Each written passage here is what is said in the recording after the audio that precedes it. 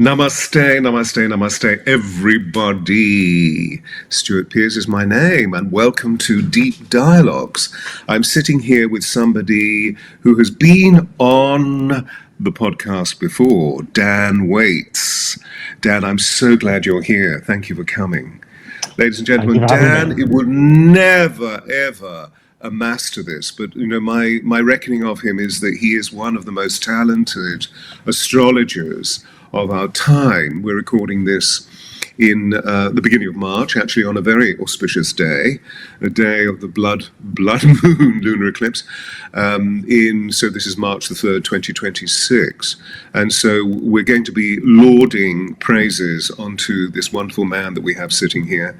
And I'm sure you'll grow to love him as well. He has a wonderful channel, which we'll make sure is not only on the screen towards the end of our conversation, so that you don't go there now, you listen to us. And therefore you'll be able to, make reference afterwards.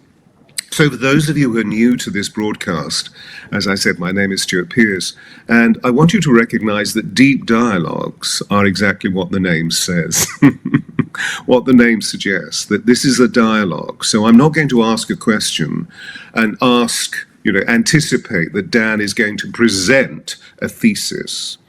This is a conversation, this is a dialogue to move into a really exceptional inquiry into the wonder of all the gifts and revelations that someone like Dan brings forth. This is a platform for global soul stewards, and so please do refer to the YouTube channel, Deep Dialogues, and you'll see that I think we have over 200 wonderful dialogues with some very remarkable people like Dan. And Dan is returning. He's been on before, and that means he's a friend and has particular skills in being able to take the complexity of the heavens as an astrologer and make it really, really, really simple. So hopefully that's understandable. You'll hear him speak and I will interrupt, so get used to it. If you need to know what my professional circumstances are, for many, many years, as well as being a mystic, I've been a professional voice coach and had some extraordinary clients. But for 25 years, I was one of the principal coaches at the BBC, training producers so that they would interview accurately. And so I have a whole list of plaudits and laurels to my name. So in other words, what I'm really saying is that I believe I know what I'm doing. So Dan, forgive the introduction. It's wonderful that you're here. And of course, as we've already uttered on this rather auspicious day, perhaps from your professional perspective, you could just give us a definition of what is this day? What is this day? Well, thanks for that lovely introduction, Stewart. It's very kind. Pleasure. What is this day it's the day of an eclipse. And in fact, that eclipse is happening right now. As you mentioned, the blood moon eclipse happening in the sign of Virgo. And so this is the second of two eclipses in this eclipse season. It's the second marker, the marker of the end of the eclipse season. And eclipse season is really a time of great revelation and great change, when the new comes into the world and the old floods out. And I think you might agree, Stewart, that this eclipse season has been a bit of a one for the books in that respect, and that it's a real vindication of the astrological thesis, because I think these are times of revelations. It's fascinating, isn't it? And of course, I meet you because we met 3-4 months ago when you were talking about the development of this period, this chronological period that we've been through, which has been a riot in the heavens for all of its significant revelatory processes of planets moving around. And of course, those people who are here, I'm sure already have the enunciation of the fact that we've been through a solar eclipse, we've been through this extraordinary Saturn-Neptune conjunction, and also on Saturday, meaning February the 28th or 29th, 28th, was the alignment known as the heavenly alignment of 6 planets, which I suppose includes 7 planets if we include the planet Earth, because we're gradually beginning to really sensitize ourselves to the fact that we're living on a cosmic messenger. And she is also evolving just as we are, and that we have this wonderful symbiotic relationship as we live on her. We're becoming rather to a point of really respecting her and honoring her and loving her just as she does for us. So You've been very busy as a result of the riot in the heavens, as I call it, particularly over the last 4 weeks. As you reflect on that period, and I'm thinking particularly about the drama of what's happened over the last 4 days in Iran and the mitigating circumstances around the whole of the Middle East, I don't believe that any of us really saw that there would be missiles scudding towards Dubai, Bahrain or Saudi Arabia, but they are as we sit and speak. So this is very dramatic. And although I don't want you to do it now, viewers, but Dan actually has a really beautiful estimation of what we're referring to now from a video that he put out way before the crisis. I watched it last evening so that I could be fresh, and I thought, wow, you are a prophet. But the profiteering is not the profiteering, that's the wrong word to use, because it sounds like you're about making a profit, which I'm sure you are, because you're interested in abundance. But I mean from a seer's point of view. I know that your seership is really based on a profound science, which is a great balance for us between the left and the right brain, between the head and the heart. So as you reflect on what you've been through as an astrologer through these events. Yes, it's been one of those times where you find astrology being vindicated rather clearly in a way that doesn't take too much explanation or justification, because I think most people have been paying attention to the last month or so have probably got the sense that these are truly historic times. Then this is not just any old month, and the astrology has been highlighting that for quite some time. I mean, astrologers have been looking at the astrology of this year, some of them for decades, and looking and thinking 2026 is going to be one hell of a year. And that's exactly what's playing out. As you mentioned, we have this Saturn-Neptune conjunction, which went exact on the 20th of February, just 3 days after a solar eclipse. When you get an eclipse together with a major planetary conjunction like that, you're already talking about really powerful events. This is very powerful astrology. And this Saturn-Neptune conjunction, this is something that happens every 36 years. So it's already quite rare. But then this particular conjunction is happening in the very first degree of the entire zodiac. And that's something that hasn't happened since about, I think it's 4,300 BC, 4,360 BC, if I'm not mistaken. That's the last time that we had one of these particular conjunctions in the first degree of the zodiac. So, it was simply impossible, really, that what happened over the course of this period was not going to be of really huge importance and extremely transformative. And it's been a period of, I almost think the word apocalyptic is appropriate, and I'm meaning apocalyptic in the sense of the great unveiling. That's how it's felt to me. We're getting really new insights, maybe not new for everybody, but for many people they've been new, into how the world really works and how power has been projecting itself in the world and managing the world and running the world, and some of the ugly things that have been happening in the background. These are things that a lot of people, I think, were already aware of in certain circles, and they've found real confirmation in those ideas. We're talking here about the Epstein files in particular, to really confirming things that people have suspected or heard rumors of or seen hints of. And so it's been for me too, it's been a really strange month. I felt like my eyes have opened to a lot of things that I wasn't aware of, or had kind of maybe sort of was dimly aware of, but hadn't metabolized as real. I think that's the important thing. I don't know about you, Stewart. Yeah, I'm with you.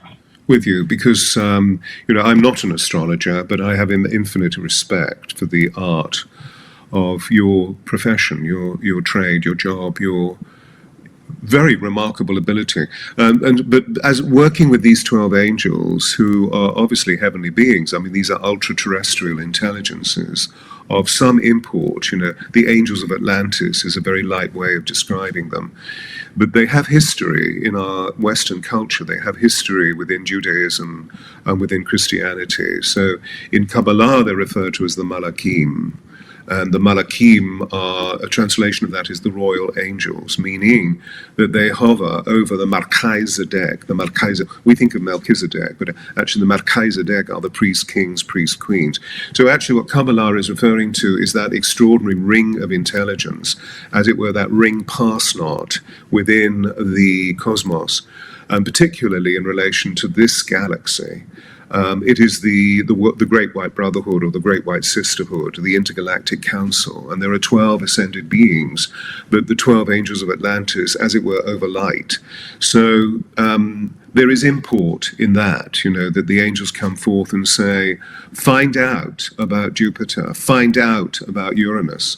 Or, as you were just suggesting, to make it very topical, find out about this conjunction, because we want you to deal with it archetypically, because it's the archetypes that are being exhumed as keys within human consciousness to allow this transition and this period of revelation to, what we're calling disclosure, as being so significant. In other words, we're getting truthful. We're realizing how true is. And that actually, when true is really true, it's an absolute reality. I mean, that's becoming my belief system, but it's actually a law of the universe, which is fascinating, the law of magnetic resonance.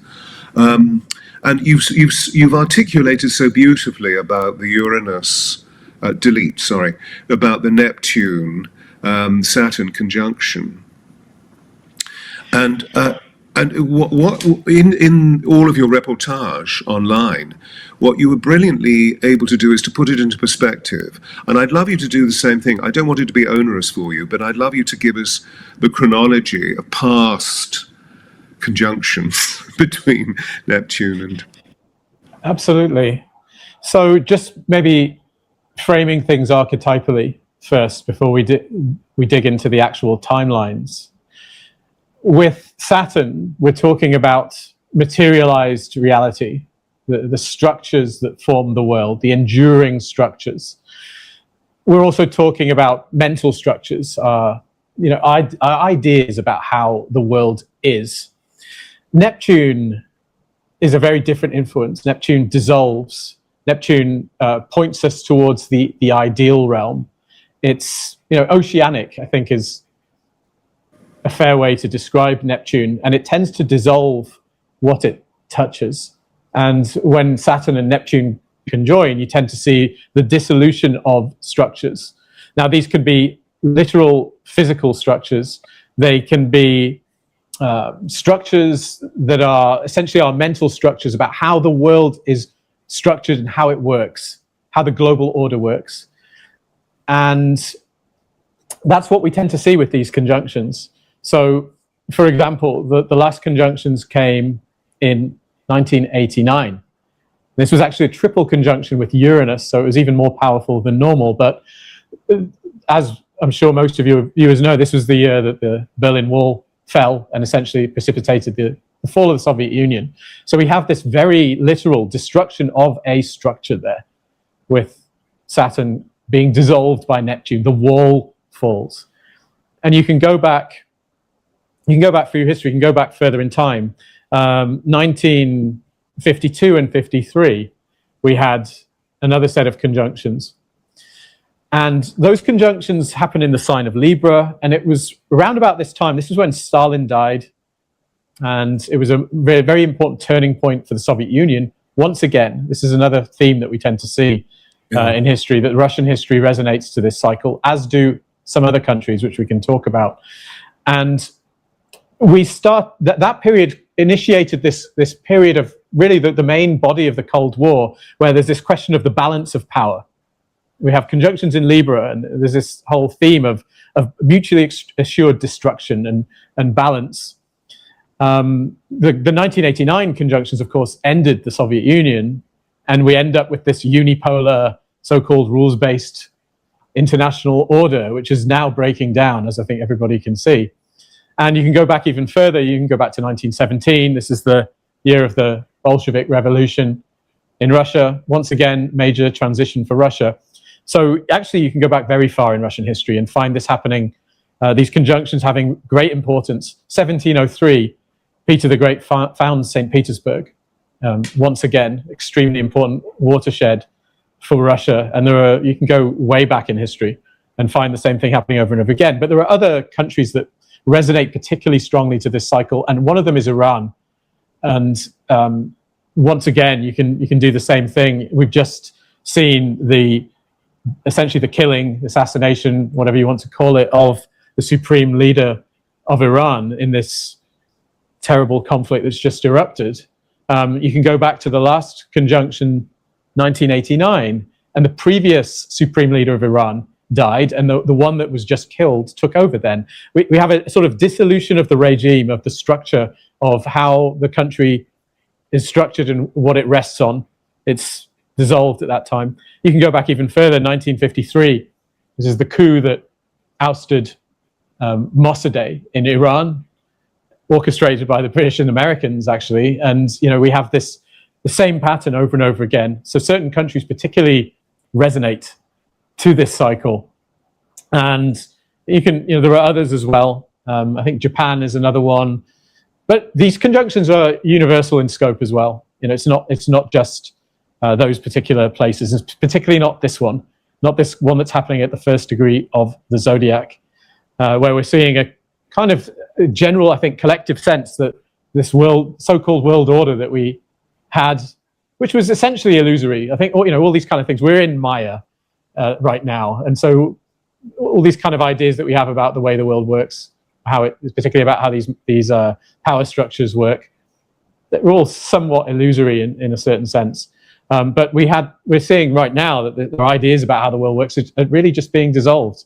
How power works, who's in charge, what are the rules of the so-called game, all of that kind of thing. And another thing is that there tends to be a real sense of disillusion. Saturn-Neptune conjunctions they're not necessarily easy. Saturn and Neptune together bring dissolving of our illusions, and that's a difficult process for humans. We don't like that. We find it hard to have our ideas challenged and proven to have been false. And there's often a certain sense of grief or depression that can come with this. Mm-hmm. This one in particular, though, there's more going on, because the other outer planets, Uranus and Pluto, the furthermost planets, are also interacting with this conjunction. They're in sextile to this conjunction, as we'd say in astrology, and the conjunction's at the midpoint of these two planets. Now, Uranus, the awakener, the Promethean influence, the awakener to the higher self. Pluto also has an awakening quality, but Pluto is about the kind of deep hidden truth at the core of things. Yeah. Pluto is a planet of, it tends to strip away our illusions in similar ways and force us to confront the deep, dark truth, the true nature of power and reality and mortality and all these kind of things. So there's this kind of sense of revelation that's going along with the dissolution. It's not just dissolution, it's also, and because the world is actually like this, my God. And so it's a complex brew and a very rare brew. So, I think those people who are suggesting that there's been kind of too much made of, say, the Epstein files and all that kind of thing, I think they're going to be proved very wrong. Because something like that happening at the same time as astrology of this power, it tells you that those events are highly significant and are seeding cycles that are beginning now. Yeah, yeah. And I'm reminded of a quote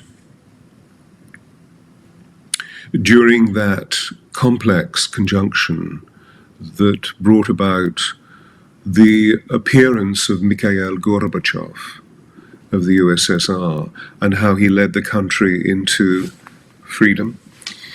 And we saw that he was, he had been registered, so to speak, in the writings of Nostradamus. The man with the mark on his head would appear and would be a revolutionary as far as freedom is concerned. Of course, that he did.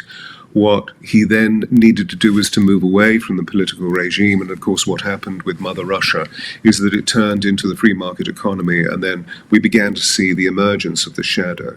However, perestroika was there. And during that moment when they were signing, he and Ronald Reagan, the book that effectively brought the wall down, the division between the East and the West, he said to Ronald Reagan, "I'm going to do something terrible to you," which was ironic, bearing in mind the occasion, because all intelligentsia in the Western world had been working towards this point of freedom so that there would be greater communication between the world and Russia. And when he said this, Ronald Reagan said, "What are you talking about?" And he said, "I'm going to bring the spy in from the cold." So in other words, the spy represented the shadow complex, represented everything that was hidden in the field of espionage and sabotage, the dark one. The dark one does not bring forth truth. The dark one brings forth obscurantism, etc., etc. And the very fact that he said this was just so extraordinary, and now we're beginning to feel the repercussions as we move into this other social document, so to speak, of Epstein, who was obviously a very remarkable puppeteer, evidently immensely dark because of the way that he manipulated, coerced, and controlled people, particularly people who were immature, who were minor, who were young, and beautiful, and were looking for love, looking for the light, and he misused them. But what we're also seeing, and this is perhaps more important, although my heart goes out to the victims, is the fact that he was in association. He found a way of being able to become associated with so many leading people in society throughout the world, including the Russians. And that's all going to come out now. So we're going to see the essential frailty of human beings, even though we've placed them onto these pedestals of authority, particularly when we look at the nature of the Supreme Commander of the United States of America, which historically we've always looked towards as being this extraordinary free enterprise, from a point of view of going back into the 18th century with the Enlightenment and then moving into the proliferation of the commercial enterprise of the world, and then of course moving into the grounding force of capitalism. And that all needs to change. All of that aspect is now going to be emitted. Now, of course, there are some of us who become very tired of this, or become very accusatory of this, or develop all sorts of opinions. But the point is that as we see great ones made lowly, often through ignominious, for me it brings out immense amount of humility and an immense amount of compassion, because there but for the grace of God go I, which in itself is a terrible statement. I only use it figuratively speaking, because it's so egoic, there but for the grace of God go I. What it's reminding us of is our own vulnerability, of our own frailty, and how hopefully we can make choices towards goodness and truth rather than towards behaving badly and moving into falsehood, the illusion that you were talking about, that Neptune loves to stimulate. I would like to think, because I love Neptune and I love the water, I would like to think for goodly purposes. But of course we know that when we move into these vast concepts, these vast living entities, we're dealing with another force in our reality, aren't we? That takes over the multiplicitousness of what our intelligence is all about as humans. I wish at this moment an extraterrestrial could drop in, and so we could ask, well, what do you feel like, Pleiadians? Because they're there helping us. The angels are telling me that the beings of Sirius and Pleiades, Lyra, Arcturus, particularly, are right there supporting what's taking place, because they have a super intelligence that enables them to understand from a much broader perspective. Their bandwidths are so vast. However, sorry, I've gone on a little bit. I didn't mean to, but it's just a flow of consciousness. I'm excited by what you say, you see, so it brings this out. Yeah, Stewart, can I just jump in there? Because you were talking a little bit there. I think you were gesturing towards the recognition, the integration of the shadow. And totally. This is something that I've been thinking a lot about at this time. Because I think there are two almost seemingly contradictory realizations that I think we need to have at the current moment. And one of them is that we all possess a shadow. You said, but for the grace of God go I. If we don't recognize that we all have the capability to be evil and to do bad things, then we will end up doing those things. If you're not conscious of what you can fall prey to, of what's within you, then you can end up doing things you really regret. You can end up embracing the darkness unconsciously. So I think that's something that this moment highlights, that we all actually have a shadow. We need to be especially conscious of it at times like this, when there's the danger of reacting very strongly in the direction of say violence and so forth. And we need to be aware of our own potential for that. But secondly, it's also clear that some people, some powerful people and entities and institutions even, have embraced the shadow, to the point where they've essentially embraced evil and aren't functioning in the same way that you and I are. And I think that for quite a lot of time people have naively assumed that some people don't work that way, that some people aren't, say, Plutonian influencers who will use dirty tricks and manipulation and pretend to be things they're not in order to achieve their goals. People need to, I think, wake up to the fact that certain power structures and people on this planet behave like that. So we have both of those things, I think. That's what I've been thinking a lot about recently. Yeah, and that's what my little homily just then was really all about, hence my remembrance of that story, which I remember I put into my second book. When I found it, it was so illuminating, because we saw the darkness, the shadow complex of Russia as being a huge force in our lives. And when you think about the death of Stalin and the birth of McCarthyism in the United States, which, as we know, was a huge assault against anybody of socialistic or communistic belief. And then, moving into the other shadow aspects of the fact that as a result of that, all homosexuals were persecuted because they were seen to be in league with the devil in Russia, that they were all communists, which is the most absurd thing. However, the fact is that there was this eruption, like a terrible boil, within the chronology of that period that brought us to a point of reckoning. But of course, it didn't happen, other than, as we see, there was the emergence of someone who was seen to be a hero after that period, meaning JFK. He was shot, and then Robert was shot, and they were illumined ones who were developing the mythological kingdom of Camelot. So the light came forth for a period of time. It's interesting, if you examine both men, that much of their rhetoric as politicians engaged in poetry, which is the language of the soul.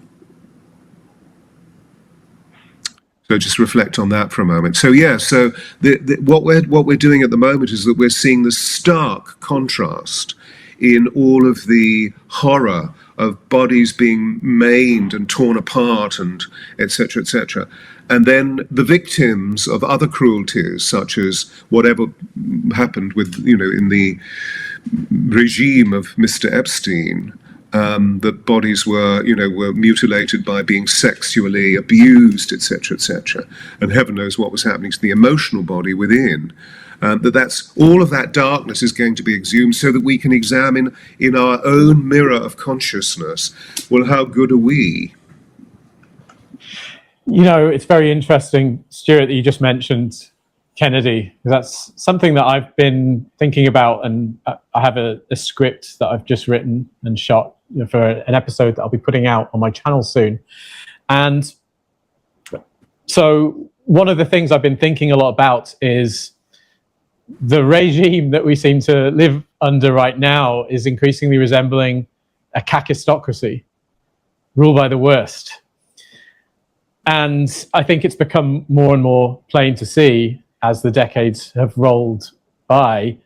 And what I've also found is that there is a astrological cycle that speaks to why this is happening now and when it might peak and when it began.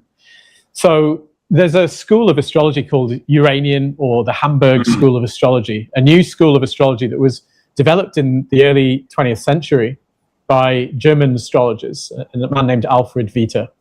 And the way it functions is quite different to the astrology that most people know. It has different techniques that are used, but also what it has is, and this is going to sound a bit crazy to a lot of people, a set of hypothetical planets which don't exist.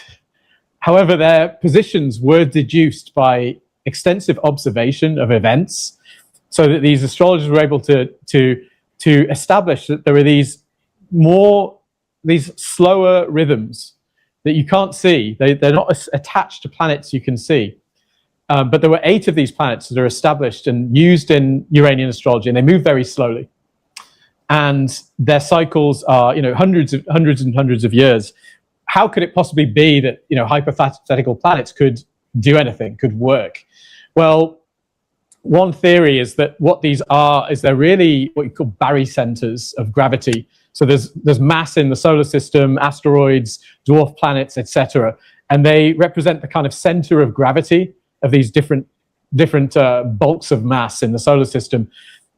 Somehow they work. Let's just say that. And I don't expect everybody to immediately believe me, but my own research suggests that there really is a lot to them. Now, 2 of these planets, there are 2 planets I want to talk about here. One of them is called Hades, and one of them is called Kronos. Hades, as you might guess from the name, has to do with the underworld, everything that's low, criminal, dirty, disgusting, etc. It's a bit like Pluto, but it's less about transformation and more just takes the sort of dirty, dark aspects of Pluto.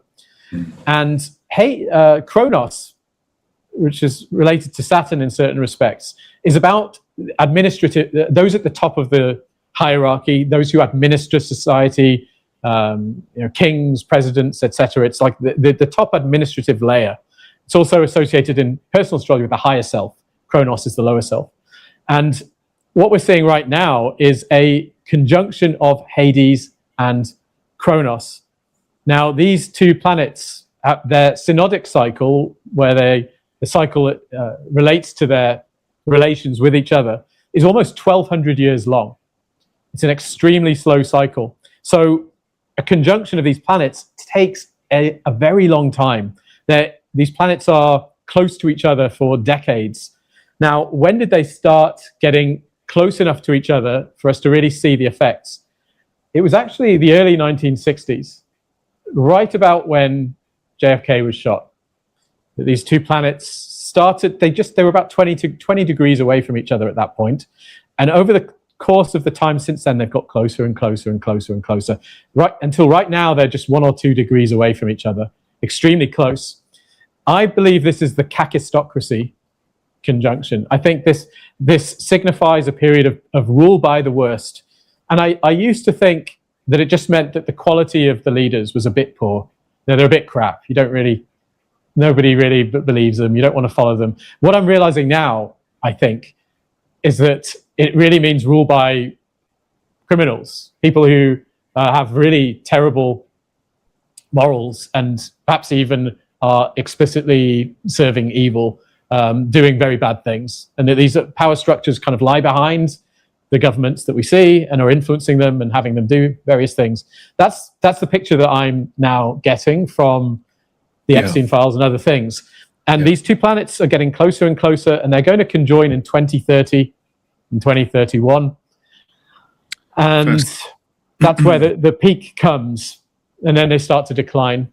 And I think that the revelation of this nature of reality is kind of what we're going through now. This is why it's a sort of apocalyptic moment. The veil is coming down, and the astrologer that taught me about this said he thought that this would indicate that we'd be forced to choose between good and evil, essentially, all of us. Yeah. Well, isn't that really what's happening right now?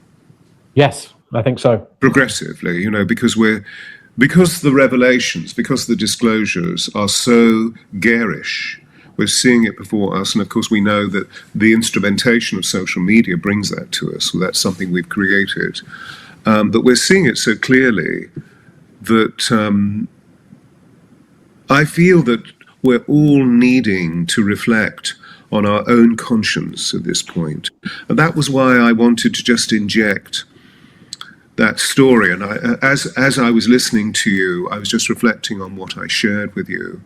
And I'd like to actually, for record, I'd like to change an element of what Gorbachev said to Ronald Reagan, which wasn't exactly what I reported. I haven't spoken about that for a very, very long time. So I was trying to remember. You may have seen me hesitate. He actually said, "I'm going to do something terrible to you." And Reagan said, "What?" Because they had actually had a really great relationship as men.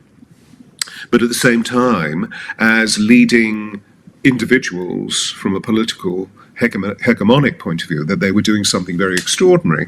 He said, "I'm going to do something terrible to you. I'm going to..." Oh, Jesus, what was it? It's suddenly gone again. I'm going to take your enemy away from you. So where do we go with our shadow? Because the enemy is the shadow. If the enemy is taken away, where do we go? And what we've actually gone into is a deeper level of the psyche. And if it's the Epstein files as an instrument for liberation, we're going deep into that area of our beings that majority of us have grave difficulty talking about, and that's our sexuality. Because after all, how dare you be aberrant in your sexuality? Okay, we've seen huge revolutions of consciousness, but I don't feel, apropos what you were just sharing with us, I don't feel that the malaise of many of our young people in relation to all that came out over the last 10 years in relation to the great Ivy League institutions, i.e. those citadels of academia, both in the States and also in Europe, where the young ones, I mean, talking about the 21, 22, 23, 24-year-olds, who for me are babies, they were my students for years and years and years as I trained the actor, that they don't know who they are. They don't know what sexuality they are. In other words, they move into what we see as being a contemporary malaise of an identity crisis. And it's all about sex. So they're actually feeling, oh, I'm not really a man. Oh, I'm not really a woman. The confusion is just absurd, absolutely absurd. Anyway, the point is that it's one of those eructations, isn't it? Like those social explosions that take place. The difficulty is that we're so reactive that we don't use the first spiritual discipline of detach, feel stillness, observe what's really going on here. And I feel that that's the intelligence that we're being offered, that we're changing reaction into response, and that a reaction is simply a reaction of something that we've always done before because we haven't resolved our emotional intelligence or lack of intelligence. And now we're being asked to, in detachment, we're being asked to really see what the truth is. And that, for example, with Prince Andrew, it's so sad, I find. And I know I haven't invested energy in it because that was part of my childhood. My father was a royal servant. And I remember being asked to play with Prince Andrew when he was very young. And I was, in my sort of 10, 11, 12, 13, and I couldn't bear him because I intuitively felt the disturbance. This man is disturbed. He needs all of our compassion. Yes, he needs to be taken to task, of course, but the way that he's being eviscerated by journalists is just, anyway. So I feel that that's part of that. We need to stop judging and find love in our hearts, to find compassion. It doesn't mean to say you have to get involved in the treachery of what's going on, but there's no point in judging and judging and judging. We need to actually say that's completely inappropriate behavior, and now what we need to do is change. And he is merely a vessel, an external reality of our own internal reality. So he's reminding us of where that craziness is within ourselves. Do you see what I mean? I do. I mean, with regards to Andrew, he's clearly, I think, done a lot of very bad stuff. But what I think is happening is that seems to be an impulse to kind of try and pin everything on him. It's all him. It's like a few bad apples kind of strategy here. And I feel like the rot is deeper and more extensive than that. And so I'm a little bit suspicious of the intense focus on him, not because I don't think in some sense he deserves it, but because I think we end up missing the chance to improve the world if we pin it on individuals rather than considering collectively. How has this happened and why? Yeah. Yes, it's a very tricky balance, isn't it? Because, as we speak, I believe that we're reaching into realms of truth that we don't often see in the world, so that we cease castigating and we move into compassion. We cease confronting and we move into something that I create in all of the work that I do called carefrontation. So that doesn't mean to say we deny that something inexplicable or inappropriate has happened, that in all truth we face it, but with a smile on our faces to bring about change rather than to bring about even more obscurity or even more darkness that eventually we just push down into our wherever in our bodies, into the nether regions, as it were, and then during some moment, again, it comes out, and we project it onto the world, and we project it onto people that do not deserve that level of behavior. I always remember having inexplicable moments of temper as a child, and that coming out, and then my mother just holding me with love, not letting me go, but holding me with love, and say, does that feel better? And the answer, because I was a wee child, was yes, because an energy had been expelled. But then she said, now what I want you to do is to go and apologize. So it's a teaching of humility. And she never, ever used a harsh voice. It was always a loving voice. Yeah, I think what we're really being asked to do is partly get a handle on ourselves, as you allude to there. It's very tempting to be carried away emotionally by the things that are happening now.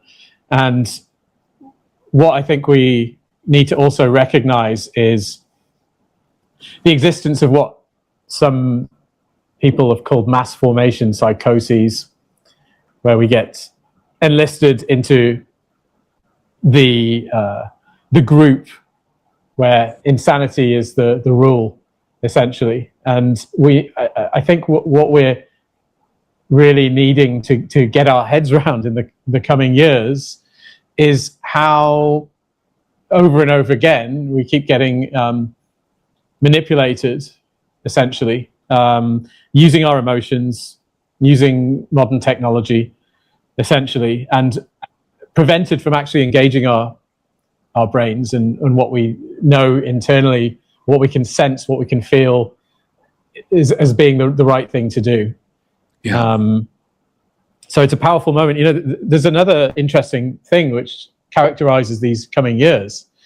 There's an astrologer named Rosie Finn who's done an immense amount of research into the Pluto cycle going back thousands of years. She's really made this a specialty of hers. And what she's established over the course of this research, she has a book called Persephone's Revolution, by the way, which you can read about this, is that there are there are actually 4 phases of the Pluto cycle.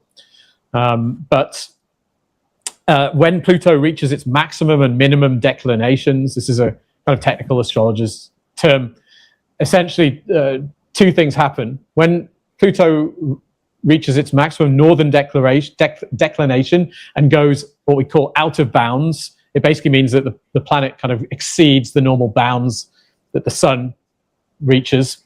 And we tend to see sort of empire building, world empire building, power grabs, great tyrants, things of that nature in the world. So the last time this happened, I think it was between 1938 and 53 or something like that, right? The era of the Nazis and of Stalin and all of that. But you can go back many centuries, even to about 2000 BC, I think, as Rosie has done. See this pattern happens over and over again. Genghis Khan was one of these, and Julius Caesar, and over and over again.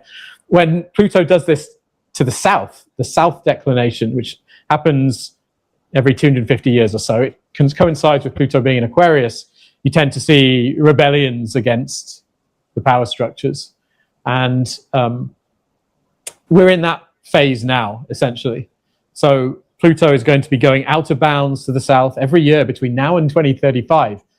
But the weird thing is that because of geometry of Pluto's orbit and the Earth's orbit, it's not going to do it again for thousands of years. It's not going to go out of bounds again for thousands of years. So there's something about the nature of power that's changing over this period. This is one last gasp of the Plutonian exercise of power. And Pluto is really the exercise of power from behind the scenes, from below, from the hidden, the use of control and manipulation and the dirty tricks and things of that kind.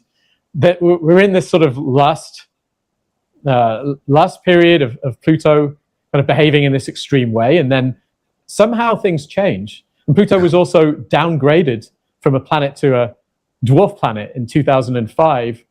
There's another astrologer, the Druid John Michael Greer, who wrote a book on this, about what impact Pluto's downgrade might have on the collective conscious. So these years that we're coming into are just of immense importance, and we have to be fearless. We have to excavate both the collective shadow and our individual shadows, I think, is what we're asked to do.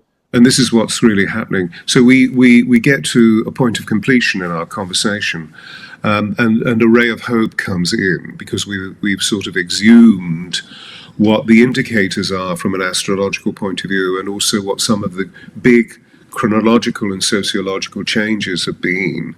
And so we bring in a quality of hope. And while we were talking also, as I was completely present with you, I was sort of just rummaging around in my own consciousness and was reminded of a book that Greg Braden wrote some time ago.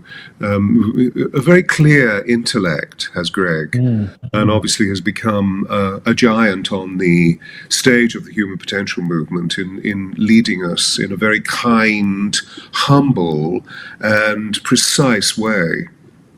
Always. Anyway, his book about the fractal codes provides us with ancient codes going all the way back into the Mayan civilization and the Aztec, but particularly the Mayan.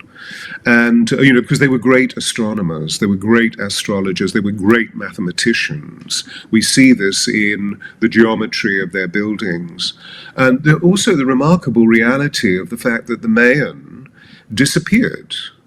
It's almost as though, 4 o'clock came along on Thursday afternoon. They were engaged in lively pursuits like, making bread or cooking soup or whatever, and suddenly, boom, they disappeared.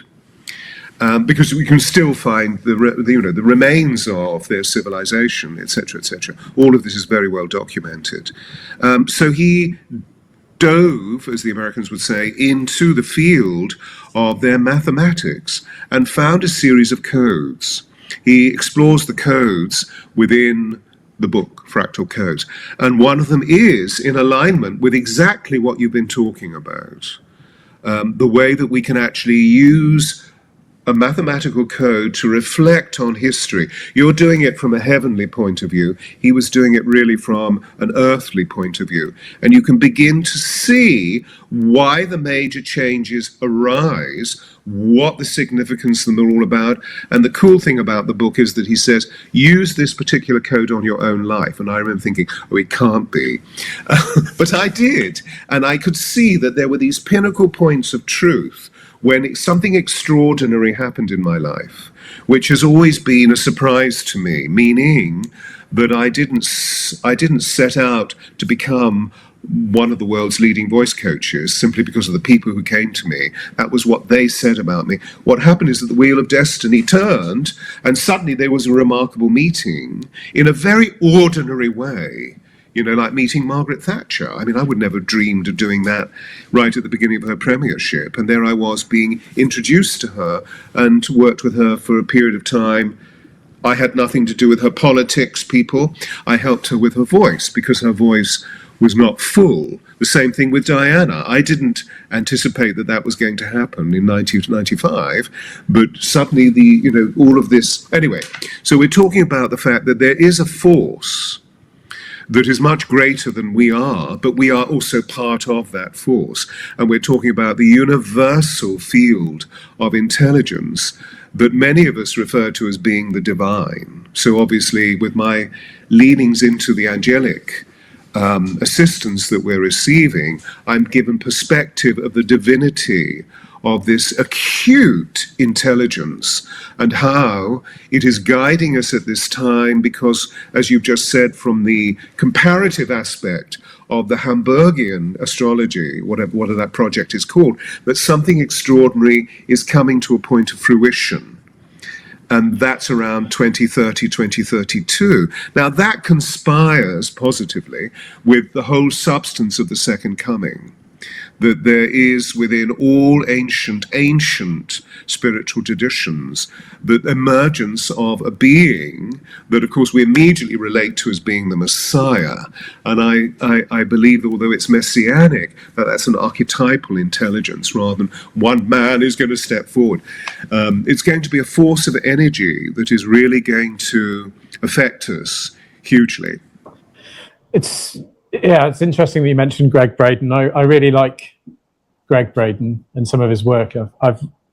One of his books that I read a couple of years ago, maybe more recently than that, really speaks to some of the themes that we've been talking about. I haven't read the one that you mentioned, but the one that I read, his most recent one, Pure Human, where he talks about the divinity that's within each of us and speaks to some of these kind of good and evil themes, essentially. I think his basic argument is that there's a sort of transhumanist push to have us merge with machines, have us alter our DNA, have us change who we are, and that could potentially erase or hide or dim the divinity that we actually have. And that is very much in line, I think, with how I'm seeing things as well with this Kronos-Hades conjunction.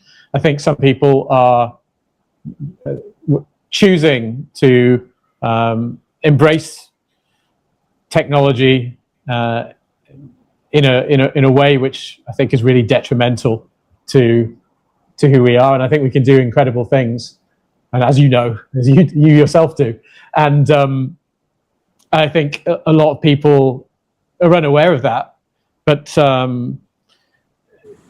that's, I think, goes to the heart of essentially the battle that we have now. And Greg expresses that really succinctly, I think, in his book.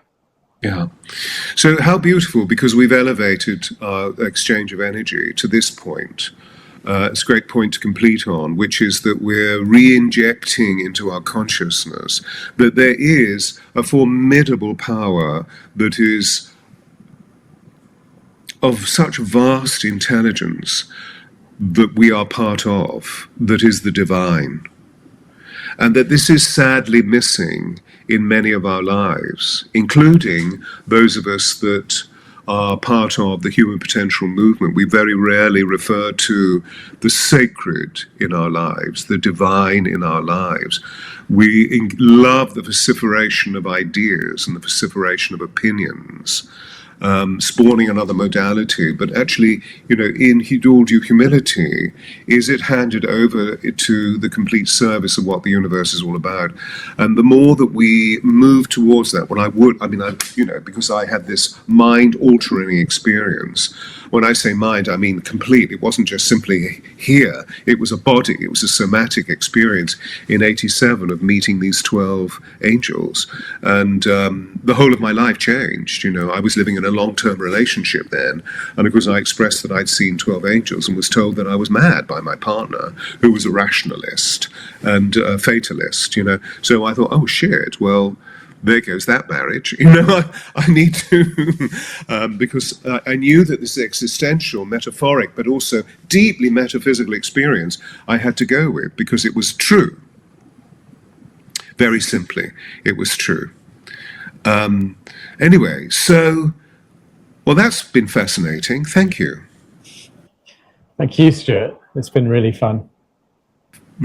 I feel that there's so much of worth in our exchange, approaching it from the personal perspective, particularly in your field of dealing with that left brain appreciation of quantifying the identification and the movement of the planets.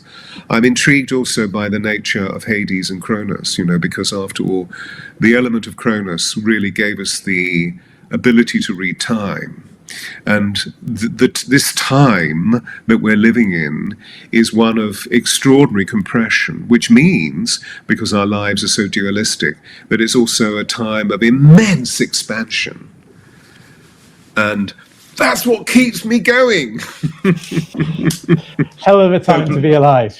So bless you. And I hope that you've been invigorated and interested, and maybe you also had your mind altered by any of the substance between us, but also, the way that we're touching into these archetypal energies, that you'll be welcomed when you come back again to give us all of your referencing about what's going to happen when we get to a point where we are no longer talking about the Epstein files, because it's all been completely brought to the forth.